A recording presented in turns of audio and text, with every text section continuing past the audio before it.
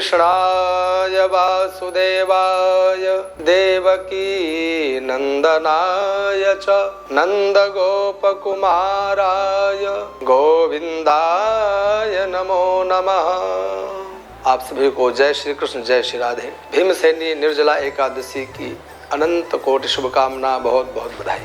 नारद पुराण, भविष्य पुराण एवं मत्स्य पुराण आदि में स्पष्ट एकादशी तिथियों के बारे में जो लिखा है, आप एक बार पढ़कर अवश्य देखें। एकादशी तिथि कितनी महत्वपूर्ण तिथि होती है। जिनके मन में संदेह होगा ना, वह सब दूर हो जाएगा। हर बार आप लोगों को एकादशी तिथियों में व्रत उपवास करने की सलाह दी जाती है और मुझे पता है बहुत से भक्त जो एकादशी का व्रत नहीं करते थे, वह भी इस व्रत को करना प्रारंभ कर दिए। मेरे YouTube चैनल में आने वाले वीडियो को देख करके भी आप लोगों ने बहुत बार यह कमेंट किया और अनेक लोगों के द्वारा, अनेक भक्तों के द्वारा यह जानकारी प्राप्त हुई कि हमने पहले कभी व्रत नहीं किया लेकिन इस समय हम प्रारंभ कर दिए हैं। ये मुझे जानकर बहुत खुशी होती है, बहुत प्रसन्नता होती है कि चलो आप लोगों ने एक बात तो मानी, और ये बात माननी भी चाहिए क्योंकि इससे किसी दूसरे का प्रयोजन सिद्ध नहीं हो रहा, अपितु आपका ही कल्याण होना है। इसलिए हमें एकादशी का व्रत कभी छोड़ना नहीं है, हमेशा करना है। आप लोगों को ये मैंने कई बार बताया है कि एकादशी की जो तिथियां हैं, वर्ष में जितनी भी एकादशियां पड़ती हैं, 24 एकादशियां, हर महीने में 2 एकादशियां, 12 महीने में 24 एकादशियां, और इसी क्रम से वे व्रत करते करते जब अधिक मास, पुरुषोत्तम मास आता है तो उन 2 एकादशियों को लेकर के कुल मिलाकर 26 एकादशियां हो जाया करती। हमें कभी भी एकादशी का व्रत नहीं छोड़ना है। बहुत से लोगों के मन में प्रश्न होता है कि हमने उद्यापन कर लिया, अब एकादशी का व्रत करें कि ना करें। तो ये आपकी भावनाओं पर डिपेंड करता है कि आप एकादशी का व्रत पूर्ण करने के लिए उद्यापन करने जा रहे हैं अथवा एकादशी के बारे में आपका भाव बराबर एक समान बना हुआ है और हमेशा आप करेंगे, कभी नहीं छोड़ेंगे। केवल उद्यापन आवश्यक अंग है, इसलिए करने जा रहे हैं। देखिए, किसी भी पर्व का, किसी भी तिथि का आप व्रत रहते हैं या किसी भी वार का व्रत रहते हैं तो उसकी पूर्णता कभी नहीं होती है, परंतु हमारी मान्यता है और शास्त्र की मान्यता है कि हर व्रत उपवास का एक बार उद्यापन करना चाहिए। उद्यापन करना आवश्यक अंग है, लेकिन व्रत को परिपूर्ण मान लेना यह आवश्यक नहीं है। हम अपने शरीर की सामर्थ्य को देखें, क्या बिना अन्न खाए हम रह पाते हैं या नहीं रह पाते हैं। इस विषय पर विचार करने की आवश्यकता है। यदि हम रह सकते हों तो हमें व्रत उपवास कभी नहीं छोड़ना चाहिए, क्योंकि इससे शरीर की शुद्धि होती ही है, आपका आध्यात्मिक ज्ञान भी वृद्धि को प्राप्त करता है। आपके ज्ञान का प्रकाश जो होता है ना, उससे आपका वह परलोक रूपी सुख भी प्राप्त होगा जिसके लिए व्रत उपवास किए जाते हैं। तो चलो, बहुत अधिक समय न लेते हुए आज आने वाली एकादशी के बारे में चर्चा करते हैं। आने वाली एकादशी कौन सी है, इस एकादशी का नाम क्या है? ज्येष्ठ शुक्ल पक्ष की एकादशी, जिसे हम निर्जला एकादशी के नाम से जानते हैं। यह निर्जला एकादशी तो है ही, परंतु इस एकादशी को भीमसेनी एकादशी भी कहा जाता है। निर्जला में, निर्जला जो शब्द है, इसका अपने आप में अर्थ प्रकट होता है कि इस दिन जल का भी त्याग कर देना चाहिए। इसके पीछे भी एक घटना है जिसके कारण इसका नाम भीमसेनी एकादशी नाम पड़ा। वेदव्यास भगवान के पास में सभी पांडव एक बार उपस्थित होते हैं। उस समय वेदव्यास भगवान ने सभी पांडवों को, 5 भाइयों को, माता कुंती को, द्रौपदी को, सबको एक उपदेश दिया कि आप सब लोगों को एकादशी का व्रत करना चाहिए। एकादशी का व्रत करने का सबने संकल्प लिया, लेकिन भीमसेन जो कभी भूखे रहते ही नहीं थे, जिनका पेट कभी खाली नहीं रहता था, उन्हें वृकोदर नाम भी मिला था। मालूम है ना आप लोगों को? वृक कहते हैं सियार को। सियार एक ऐसा जानवर होता है, ऐसा पशु होता है कि वो बिना खाए कभी नहीं रह सकता है। उसका पेट भी कभी नहीं भरता है, जितना खाए उतनी ही उसकी भूख बढ़ती जाती है। अर्थात वृक के समान जिसका उदर हो उसे वृकोदर कहा जाता है। और यह उपाधि मिली थी हमारे भीमसेन भैया को। इन्होंने मन में विचार किया कि ये सब तो एकादशी का व्रत रह लेंगे, पर मैं बिना खाए कैसे रह पाऊंगा। खूब उन्होंने प्रयास किया, मन को पक्का किया, मजबूत किया, लेकिन विचार कर लिया कि मैं एकादशी का व्रत नहीं रह पाऊंगा। तब पुनः उन्होंने वेदव्यास भगवान से प्रार्थना की कि मेरे लिए कोई मार्गदर्शन करे, मैं तो यह व्रत नहीं रह पाऊंगा, मेरे लिए तो बड़ा कठिन है, दुस्तर है। तब उस समय वेद व्यास महाराज ने भीमसेन को एक विधि बताई कि यदि तुम व्रत रह नहीं पाते हो और यदि तुम्हारे शरीर में इतनी सामर्थ्य नहीं है, तुम भूखे नहीं रह सकते हो, तो ज्येष्ठ मास शुक्ल पक्ष की एकादशी को तुम केवल व्रत रहो, परंतु शर्त ये रहेगी कि उस दिन तुम जल का भी पान नहीं करोगे। अन्न की तो बात ही भूल जाओ, जल का भी पान नहीं करोगे, जल का भी प्रयोग नहीं करो। भीमसेन को यह बात अच्छी लगी, चलो वर्ष भर में एक ही एकादशी तो करनी है, बाकी तो सब करते रहे, मैं तो भोजन करता रहूंगा। इस बात की उन्हें बेहद खुशी हुई। और वर्ष भर बाद जब ज्येष्ठ मास शुक्ल पक्ष की एकादशी आई तो विश्वास करिए, वह भीमसेन जो कभी भूखे नहीं रह सकते थे, कभी खाली पेट नहीं रह सकते थे, उन्होंने इतना कठिन, इतना दुस्तर उपवास किया, व्रत किया, जल का भी त्याग किया, अन्न फल जल सब का परित्याग कर दिया, विधि विधान से, शास्त्र विधि से उन्होंने व्रत किया। उसी के प्रभाव से, इसी कारण इस एकादशी को, निर्जला एकादशी को भीमसेनी एकादशी के रूप में भी जाना जाता है। तो हम सब लोगों को भी इस एकादशी का व्रत इसी विधान से करना चाहिए। बहुत से लोगों का प्रश्न होता है कि महाराज कभी तो जल पान कर लेना चाहिए, दिन में 1 बार 2 बार 3 बार कभी तो जल पीना चाहिए, बिना जल के कैसे रहेंगे। तो यदि आपके हृदय में संकल्प सुदृढ़ है, यदि आपके मन में भगवान श्री हरि के प्रति अनन्य प्रेम है, अगाध श्रद्धा है, और इस विश्वास के साथ संकल्प लेकर भगवान श्री हरि के चरणों में अपने आप को समर्पित करके आप इस व्रत को करने का संकल्प लेंगे, तो विश्वास रखिए आपको किंचित मात्र प्यास नहीं लगेगी, भूख नहीं लगेगी। बस कुछ विधियां हैं, कुछ नियम हैं जिनको फॉलो करना चाहिए, जिनके अनुसार अपने आप को आचरण में लाना चाहिए। अगर आप इस विधि से व्रत को करेंगे तो आपको भूख प्यास नहीं सताएगी। और वह विधि क्या है? शास्त्र विधि है कि जो एकादशी के प्रातः काल ब्रह्म मुहूर्त में जल्दी जागरण करना चाहिए। वैसे तो आप लोग कितने बजे जगते हैं मैं नहीं जानता, मैं स्वयं में ब्रह्म मुहूर्त में जगता हूँ, लेकिन आप लोग कब जगते हैं ये आप लोग विचार करें। रोज भले कितने बजे जगते हो, लेकिन जिस दिन आपको उपवास व्रत करना हो उस दिन ब्रह्म मुहूर्त में शैया का परित्याग कर देना चाहिए। जल्दी जगें, स्नान करें और स्नान करने के पश्चात एक बार उस समय अपने आत्मशुद्धि के लिए, शरीर शुद्धि के लिए आचमन करना चाहिए। आसन बिछा करके भगवान के समीप बैठ करके पहले विधि विधान से संकल्प लें और संकल्प में भगवान श्री हरि से ही प्रार्थना करें कि मैं यह निर्जला एकादशी का व्रत करने जा रहा हूँ, उपवास करने जा रहा हूँ, इस व्रत को परिपूर्ण करने की सामर्थ्य मुझे प्रदान करें। और विश्वास रखिए आपका वह संकल्प संपूर्ण उस उपवास में काम करने वाला है। उस संकल्प को बड़े मनोभाव से करना चाहिए। उस समय अपने आप को जब आसन में बैठे तो सबसे पहले पवित्र करें, आचमन करें, फिर संकल्प लें जैसा मैंने बताया। संकल्प के पश्चात फिर भगवान श्री हरि का विविध रूपों में जिसके प्रति आस्था श्रद्धा हो उस स्वरूप का पूजन करें। शालग्राम भगवान, राधा कृष्ण, लक्ष्मी नारायण भगवान, सीताराम जी, राम जी, आपका जिस स्वरूप में रुचि हो उस स्वरूप का विधि विधान से पूजन करें। पूजन उपरांत चंदन लगाएं, वस्त्र अर्पित करें, चंदन लगाएं, अक्षत छोड़ें और भगवान का तुलसी दल से विधिवत पूजन करें। पश्चात व्रत आपका प्रारंभ हो गया। व्रत प्रारंभ हुआ, वह आचमन 1 बार का आचमन है। अब आपको बीच में जल नहीं लेना है। बहुत से लोगों के मन में यह भ्रांति है कि सुबह नहीं शाम को जल ले लेते हैं। ऐसा शास्त्र में कोई विधि नहीं। निर्जला माने निर्जला। अब आपका एक नियम बनना चाहिए कि आप निर्जला एकादशी के दिन किसी भी प्रकार का शारीरिक परिश्रम न करें, शारीरिक परिश्रम से बचें। और जब शारीरिक परिश्रम से बचेंगे तो आपको भूख प्यास सताएगी नहीं।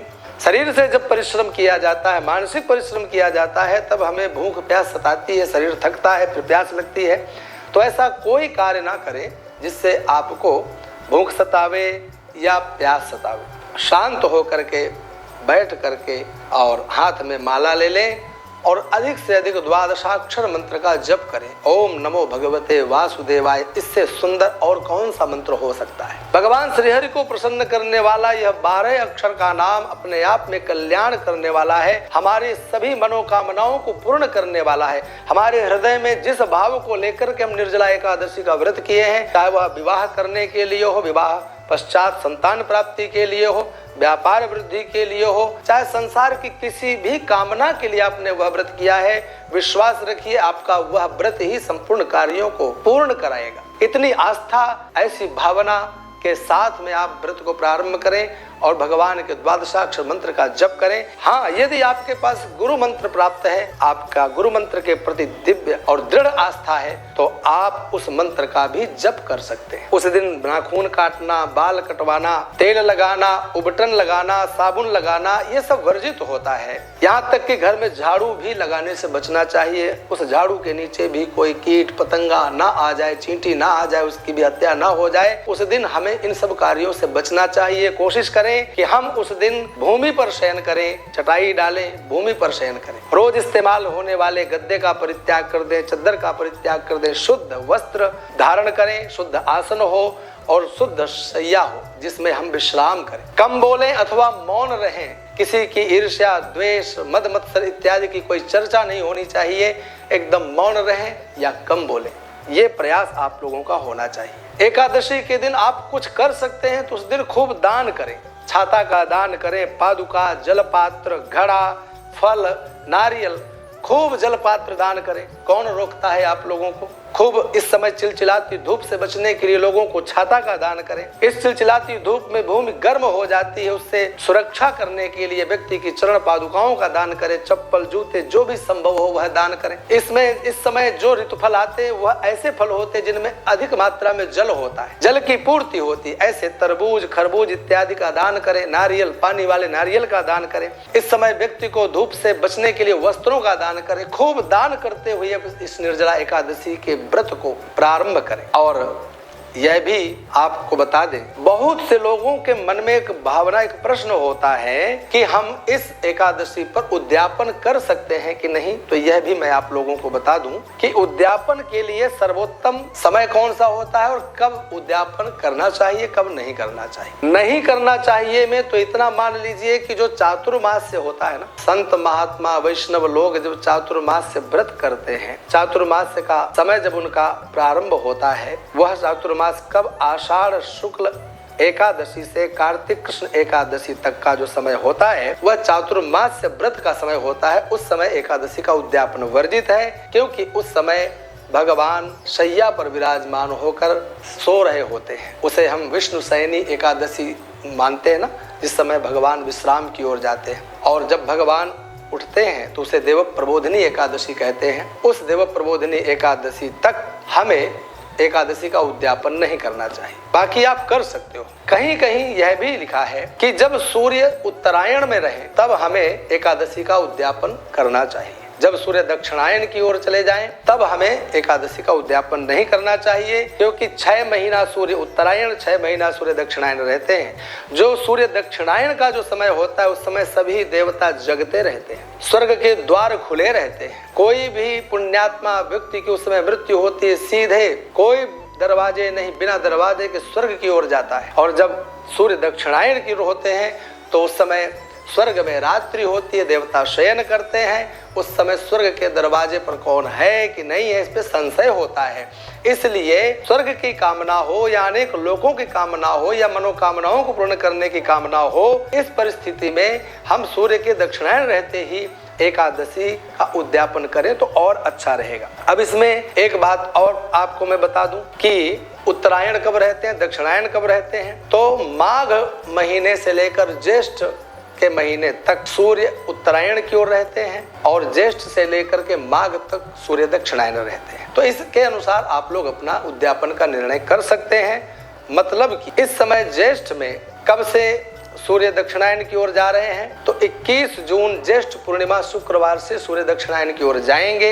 और यह निर्जला एकादशी कब पड़ रही है इस विषय में हम आपको बताएंगे। 21 जून से पूर्व ही पड़ रही है, तो उद्यापन का कार्य जिसे करना हो वह कर सकते हैं। हाँ, खूब डट कर उद्यापन कर सकते हैं। खूब बढ़िया विधि विधान से भगवान का पूजन, ब्राह्मणों को भोजन कराते हुए, शैया दान इत्यादि करते हुए, जो ब्राह्मण को दान की सामग्री विधि से अनुसार बताई गई है वह सब करते हुए उद्यापन का कार्य आप कर सकते। अब चर्चा करते हैं कि निर्जला एकादशी या भीमसेनी एकादशी कब आ रही है। तो ज्येष्ठ मास की शुक्ल पक्ष की एकादशी, जिसे हम निर्जला और भीमसेनी एकादशी के नाम से जानते हैं। सोमवार 17 जून प्रातः 4:43 से 4:43 AM 4:43 से यह एकादशी प्रारंभ होगी। सोमवार 17 जून। मंगलवार 18 जून प्रातः 6:24 तक यह एकादशी चलेगी। लगभग 5:23 के पश्चात सूर्योदय हो जाता है। इसलिए हम लोगों को 17 जून को 4:43 के पश्चात सूर्योदय काल में एकादशी प्राप्त हो रही है। तो सभी स्मार्त जितने भी गृहस्थ हैं, सभी गृहस्थियों को एकादशी का, इस निर्जला एकादशी का व्रत 17 जून को करना चाहिए। यह शुभप्रद समय है। 17 जून सोमवार को हमें निर्जला एकादशी का व्रत करना चाहिए। यह एकादशी मंगलवार 18 जून प्रातः 6:24 तक चलेगी। तो जो वैष्णव जन हैं, जो अगले दिन की एकादशी करते हैं, उनको 18 जून मंगलवार को एकादशी का व्रत करना चाहिए, क्योंकि सूर्योदय काल में एकादशी प्राप्त हो रही। 1 घंटा लगभग एकादशी उस समय है, फिर द्वादशी आ जाएगी। और उत्तम बात यह है, इस बार की एकादशी का सबसे महत्वपूर्ण विषय यह है कि हमें 18 जून को भी द्वादशी पारण के लिए गृहस्थियों को प्रातः काल प्राप्त हो रही है 5:24 से 6:24 के बीच में, और 19 जून को सुबह 7:28 तक यह एक द्वादशी रहेगी। तो उस दिन भी हमें द्वादशी पारण के लिए मिल रही है। तो वैसे तो आप लोग दोनों दिन एकादशी का व्रत कर सकते हैं, परंतु नियमतः सभी गृहस्थियों को द्वादशी विद्या एकादशी का व्रत करना अच्छा होता है। और इस विधि से आप लोग 17 जून सोमवार को एकादशी का व्रत करें। वैष्णव जन 18 जून को एकादशी का व्रत करें। जो एकादशी 17 जून को करेंगे, उन्हें सुबह 5:30 से लेकर 6:30 के बीच में एकादशी का पारण कर लेना चाहिए 18 जून मंगलवार को। और जो वैष्णव जन हैं, जिन्होंने 18 जून की एकादशी मान करके व्रत किया है, उन्हें 19 जून को सुबह 5:30 से 7:30 के बीच में एकादशी का पारण कर लेना चाहिए। दोनों दिन एकादशी का इस बार हमें अवसर प्राप्त हो रहा है। अब आप सब लोगों को जो मैंने बताया, इस निर्जला एकादशी के महात्म्य को, इस महात्म्य को ध्यान में रखते हुए अधिक से अधिक आप सभी भगवान को प्रसन्न करने के लिए, अपने सकल मनोरथों को पूर्ण करने के लिए निर्जला एकादशी का व्रत रहेंगे। परंतु एक बात मैं जरूर आप सबसे निवेदन करना चाहूंगा कि बालक, वृद्ध, रोगी के लिए कोई नियम नहीं होता है। कोई बालक हो, कोई वृद्ध हो, कोई रोगी हो, ऐसे व्यक्ति के लिए कोई नियम लागू नहीं होते हैं। आप लोग दिन में 1 बार, दिन में 2 बार, दिन में 4-6 बार, जितनी बार भी जलपान करके आप व्रत रह सकते हो या फलाहार करके भी व्रत रह सकते हो, आप रहें, व्रत को ना छोड़ें। जो निर्जला व्रत को रह सकते हो वो निर्जला व्रत रखें, और जो सजला व्रत रखें, फलाहार करके रख सकते हो, वह फलाहार करके रखें। उसमें बालक, वृद्ध, रोगियों के लिए कोई दोष नहीं लगता, कोई पाप नहीं लगता है। आप सभी को पुनः निर्जला भीमसेनी एकादशी की बहुत बहुत शुभकामना, बहुत बहुत बधाई।